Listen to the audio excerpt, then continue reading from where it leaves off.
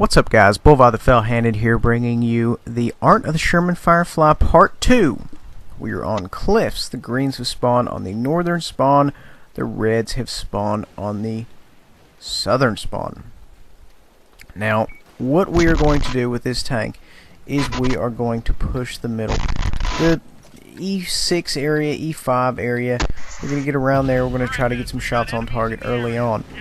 We are not high tier in this match. Feel like it is something I should pass along, but however, we do have Top Gun, which will make some of these tanks think twice. It's better. The reason I went down this line is because, you know, you have some tier 6s that when they get a Top Gun, they can barely pin other tier 6 tanks.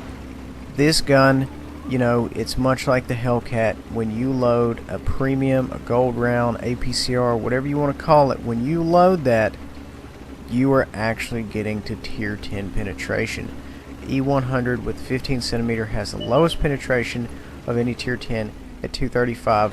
You are right around there, believe it or not. So with APCR in this gun, you are effectively getting tier 10 penetration. Will it bounce? Of course it'll bounce. Everything bounces at some time or the other. That's what you have to understand about this game. That's what you have to understand about the mechanics. Alas, it will increase the probability of your penetration.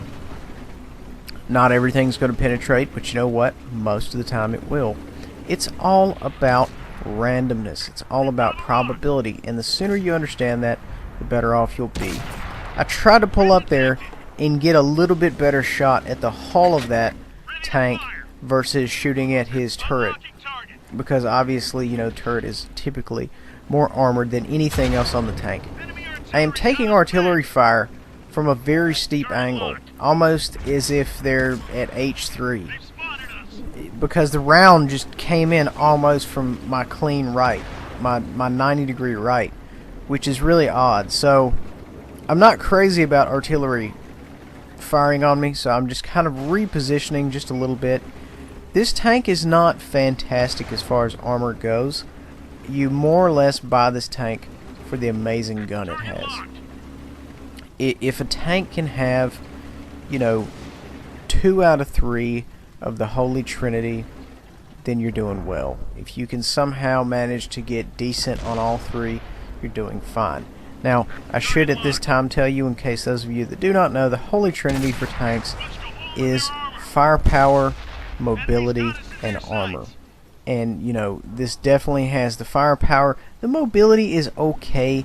The armor, not so much. Somehow, I ended up connecting that shot. I have no idea how I did that. Now, this tank does have a quick gun. It's got an excellent DPM. That's kind of what kept me from getting damaged that last go. And it, you know, it's got okay mobility. It's not fantastic, but it gets the job done. It gets it moving, it gets it around, it gets it where it needs to be. Not, you know, and it is mobile, unlike, say, the Hellcat, who's just fast in a straight line.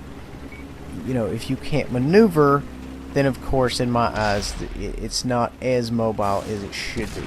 There's a difference between, you know, speed and agility, in that together combines to make mobility in my eyes. So that's kind of what I'm looking for, is, you know, a little bit of both of those.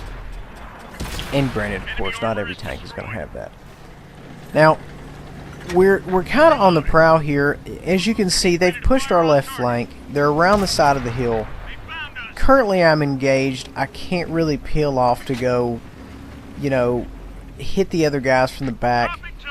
I have, you know, quite a bit going on right here, as I am just right in their home, more or less. I'm in their house. My feet are on their couch. And, you know, there's numerous targets, and, you know, at this point, I just feel that I can do more damage here versus going around the back of the hill there. Because most of the time, by the time I get over there, you know, more than likely the greens will have killed the red that was there and what have you. So I'm kind of doing this as my own self-preservation. Hey, let's go over here, let's get more damage, let's do this, you know, what have you. Now, the Sherman Firefly does have some decent camo. It's not amazing, but, you know, you can more or less get some things done without getting just annihilated right off the gate. Of course, when you fire, depending on the size of your gun, your camo goes down, you know, a very high percentage. If you're so interested in exactly how far it goes down, definitely check out wotinfo.net.